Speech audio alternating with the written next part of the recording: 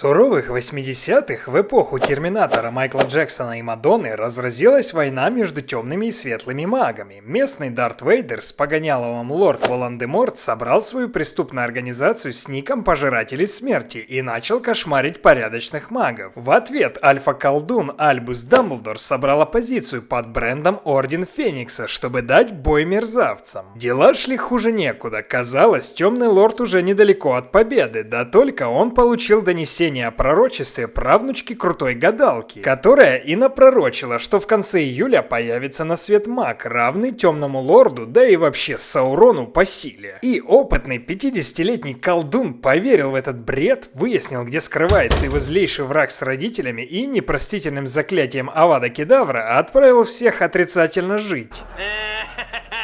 Да вот только Лили Поттер не устраивал расклад, что ее годовасик даже не попробует на вкус Балтику. Она воспользовалась древним заклинанием самопожертвования, чтобы дать сыну полный резист к силе Темного Лорда. И после попадания в него смертельного заклятия оно не только не сработало, но еще и лишило Волан-де-Морта всех его сил. Мальчик выжил после смертельного заклинания и стал легендой покруче Элвиса Пресли. А кроме того, Гарри получил часть души Темного Лорда и шрам в виде молнии, как напоминание об этом покушении. Ну что, подавился, грязный ублюдок? Пацан к успеху шел. Не получилось, не фартануло. И вот начало оригинального фильма. Избранного доставляют на воздушном DHL к лидеру Ордена Феникса, который подцепил деменцию и вместо того, чтобы отправить парня в одну из семей Ордена Феникса или хотя бы к Магнусу Бэйну, например, где его с детства будут обучать магии и относиться как к человеку, Мудроглаз с родимым пятном в виде карты лондонского метро на ноге решает отдать избранного на усыновление к редкостным скотам. В семью родной сестры Лили Петунья Дурсль, которая ненавидела свою сестру и завидовала ей за ее дар к волшебству. И это когда его ближайшая советница Минерва сказала, что шестерила весь день, и это самый ужасный маглы на земле. Но местного Гендальфа такой аргумент не берет. Чтобы у парня не развилась звездная болезнь, лучше, чтобы он рос вдалеке от волшебного мира. Это безумие!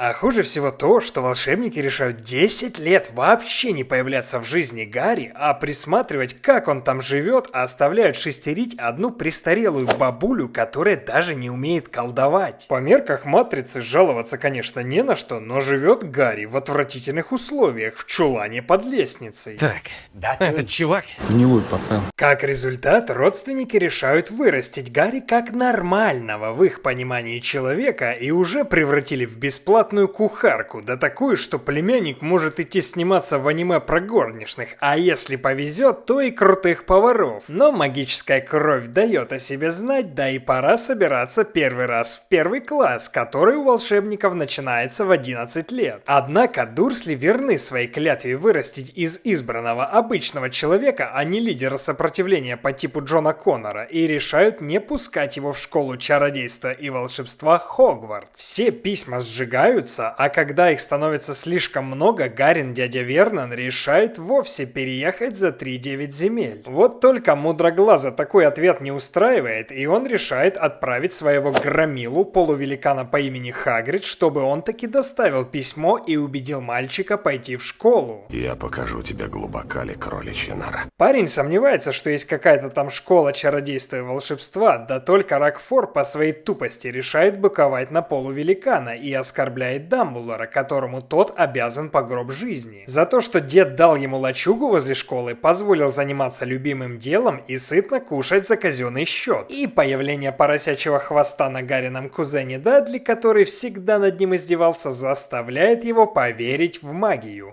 Я верю в магию!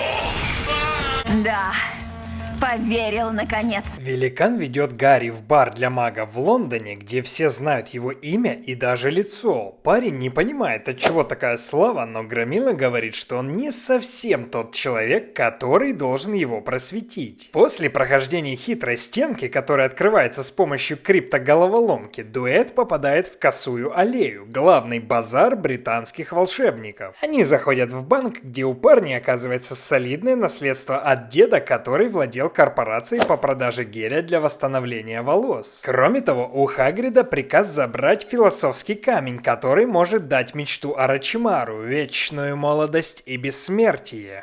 Вечной юности и бессмертия. Гарри покупает себе волшебную палочку, которая содержит перо того же самого Феникса, которое содержится и в палочке Волан-де-Морта, что делает их сестрами. В качестве подарка на 11-летие Громила еще и дарит избранному сову. В баре Хагрид таки выложил на стол карты и рассказал Гарри, почему тот знаменит, и подтвердил, что это Темный Лорд виновен в смерти его родителей. Через месяц, а по версии фильма на следующий день, Гарри отправляется на центральный вокзал Лондона, чтобы поехать в Хогвартс. Но болезнь Альцгеймера, а иначе объяснить решение лучшего директора за всю историю Хогвартса невозможно, продолжает прогрессировать. Из-за того, что поезд для волшебников отходит с центрального вокзала Лондона, он находится за порталом между 9 и 10 платформами. Но Громила решает не сообщать об этом, чтобы добавить Гарри квест, где искать платформу 9 и 3/4. Вначале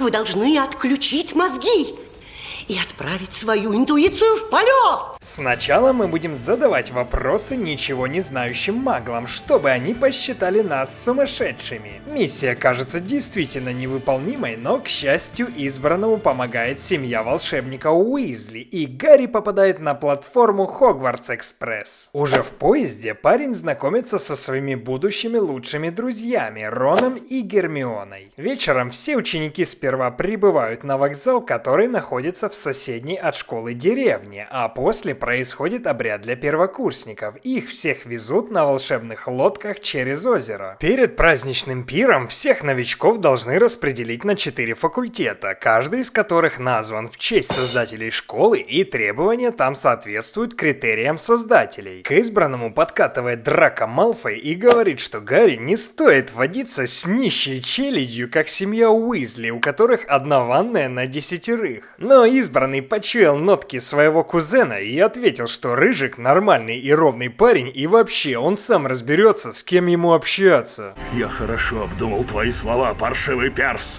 Пошел ты, козел! Распределение на факультеты или дома, это как повезет с дубляжом, производит магическая шляпа. Лучшие друзья попали на Гриффиндор, дочку Криса Коламбуса отправляют в Пуффендуй, а главного хулигана и Гариного будущего врага Драко отправили в дом Слизерина. Рыжик предупредил, что там учатся одни только отморозки. Гарри умоляет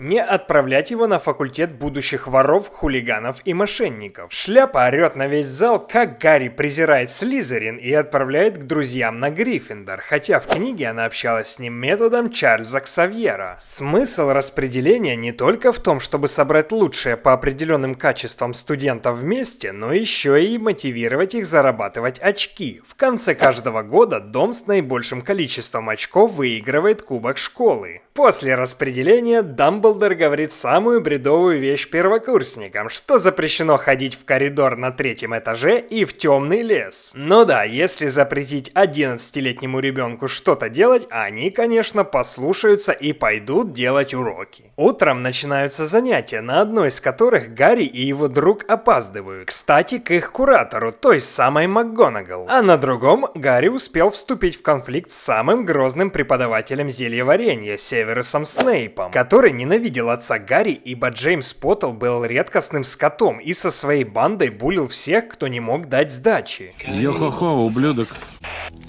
На уроках полета на метле Чистомер тырит выпавшую волшебную напоминалку их одноклассника, и Гарри пытается ее отнять. Хулиган бросает шарик прямо в окно МакГонагал, но избранный обладает даром Даниэля, гоняет на метле круче, чем тот по Марселю, и без труда ловит шарик. Котяуси ведет Гарри к капитану команды по квиддичу, местному аналогу футбола, и избранного сразу зачисляют в команду, когда тот даже не сдал зачет базовых полетов на метле. Поттер боится до одури, ибо даже не знает правил, но выясняется, что его отец в этом был лучшим. Это сразу дает ему двойной буст полетов на метле. Сюжет двигается, а вместе с ним двигается и лестница, которая направляет трио друзей именно в запретный коридор на 3-м этаже. И на запрет таки была причина. Почему вы узнаете сейчас? Цербер? Монстр, что охраняет вход в потусторонний мир, страж ада. Огромный Цербер с милым погоняловым Пушок, которым его назвал его папка Хагрид, что-то охраняет в школе чародеев. Так, теперь можешь погладить его. Давай, не бойся. Вот только жертва шаурмы не знает, что эти трое так-то друзья Хагрида, и тот спросонья решает полакомиться школьниками, которые так любезно поданы к завтраку. Друзья в лучших традициях Шаушенка ливают эту вечеринку. Гермиона своим невероятным взглядом замечает, что пес сидел на люке и что-то охранял. Но выяснять, что там конкретно, она не собирается, а только идет спать. Утром Гарри объясняют правила игры в квиддич. И эту игру можно добавлять в игру в кальмара. Один мяч нужен, чтобы забрасывать в кольца и получать по 10 очков. Два других сбивают игроков с метлы, а третий останавливает игру и приносит 150 очков. Его-то и должен будет поймать наш избранный. Во время празднования Хэллоуина слуга Волан-де-Морта выпускает огромного тролля из подземелья в школу, а за пару часов до этого Гермиона обиделась на слова Рона, что она... Невыносимая всезнайка. И пошла плакать в туалете. Парни решают не говорить об этом профессорам и идут драться с троллем самостоятельно, когда они едва ли успели выучить один простенький спелл. Чудом Рон смог правильно произнести заклятие и забрать у тролля дубинку, встречу с которой он забыл, но запомнил. Прибегают учителя, и трио видит рану на ноге Снейпа. Они смекают, что это он пытался пройти мимо Пушка, и тот его цапнул. Утром Гарри получает от совиного DHL метлу и идет на матч. Игра напоминает бои в ММА. Игроки команды Гриффиндора только и делают, что падают. Да тут и на метлу Гарри нападает эпилепсия, и Гермиона решает, что это Снейп, ибо он базарит что-то невнятное, за что она обжигает ему плащ и начинает панику на трибуне. К счастью, вовремя появляется читерский мячик остановки игры за 150 очков, который Гарри и ловит. Трио после матча делится с великаном подозрениями, но Хагрид говорит, что Снейп не хотел Гарри ничего плохого, и вообще он один из тех, кто охраняет то, что принадлежит Николасу Фламелю. Наступает Новый год, и парни играют в волшебные шахматы, а Поттер получает в подарок мантию-невидимку своего отца и идет в запретную секцию библиотеки ночью, где сигнализация в книге вызывает из недр земли сторожа Филча. Гарри под мантией сбегает и натыкается на сцену, как Снейп прессует профессора Квиррелла и требует выбрать сторону силы. Разве мамочка не говорила тебе, что подслушивать невежливо, Поттер? Ливая от них, он находит странное зеркало, в котором видит своих родителей. Правда, по книге им было 22 года в последний день их жизни, а не под 40, но не суть. Зеркало столь притягательное, что парень проводит там целые ночи напролет. Что Рыжик, что Мудроглаз обеспокоены таким положением вещей, и последний говорит, что это зеркало не даст ни правды, ни исполнения самых безрассудных желаний. Поэтому завтра зеркало перенесут Туда, где не светит солнце. Весной Гермиона находит связь Дамблдора с алхимикой Колькой Фламелем и соображает, что Цербер охраняет философский камень, который дарит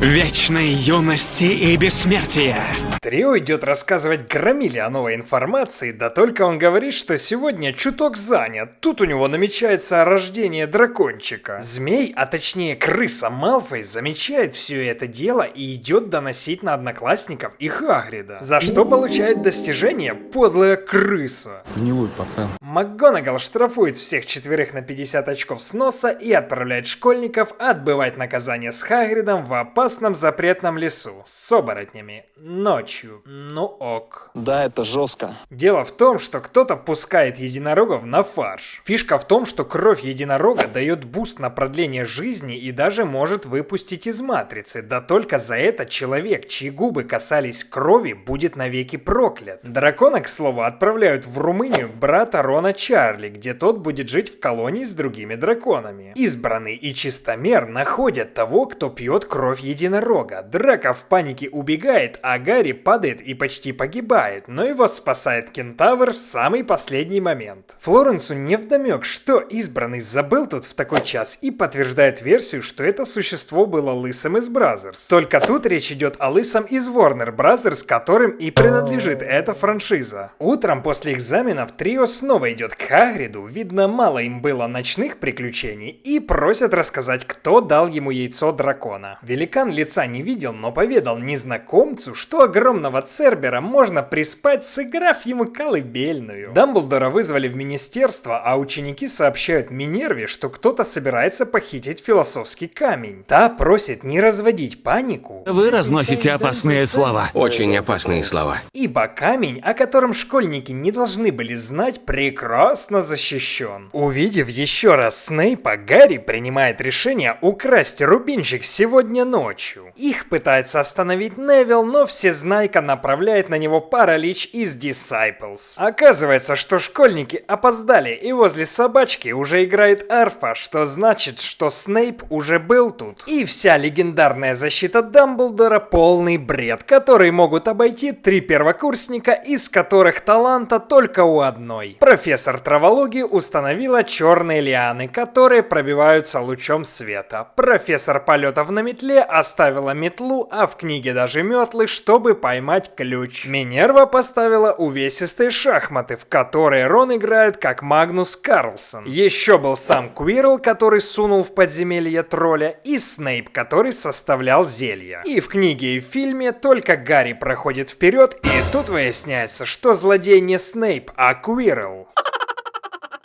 Это Квирл выпустил тролля на Хэллоуин, и это Квирл пытается украсть камень для Темного Лорда, который поселился в его теле, когда тот зачем-то шарился в Албании. Зачем? Как это зачем? Последнее испытание маразматичной защиты Мудроглаза — это посмотреть в зеркало. Какой же он тупой. Дамблдор придумал, что камень может получить только тот, кто не хочет его использовать в корыстных целях, и красный рубин оказывается у Гарри в кармане. Волан-де-Морт просит Тюрбана дать ему поговорить с избранным, но в разговоре парень отказывается отдавать камень сумасшедшему в обмен на лживые обещания воскресить родителей Гарри. Тогда Темный Лорд приказывает напасть на пацана, но в дело вступает мамина древняя магия. Ты только что нарвался на танец с дьяволом. Тюрбан рассыпается на части, а Гарри теряет сознание от усталости и ран. Утром лучший директор рассказывает о своем плане и что они с его другом Фламелем приняли решение уничтожить камень. На церемонии вручения кубка факультета Слизерин занимает первое место, а Гриффиндор последнее. Но тут в дело вступает Дамблдор и дарит трио 160 очков за то, что они рисковали жизнями, а еще 10 их однокласснику Невиллу, который пытался их остановить. Напоследок Громила попросил задонатить фотографии родителей Гарри со всех знакомых и собрал ему альбом. Гарри отправляется домой к семье скотов, но обещает вернуться, а в книге его еще и встретили неприятные родственники на вокзале и забрали домой. Что сказать, это отличная история от Роулинг и Криса Коламбуса. Я уверен, что вы уже заметили это изображение. Да, там, где оно появлялось, это значило, что в фильме этого не было, но я добавил эти детали для полноты картины. Все мои придирки именно от того, что я очень люблю эти фильмы и книги. Напишите в комментариях, что вас раздражает или радует, и до встречи в следующем видео.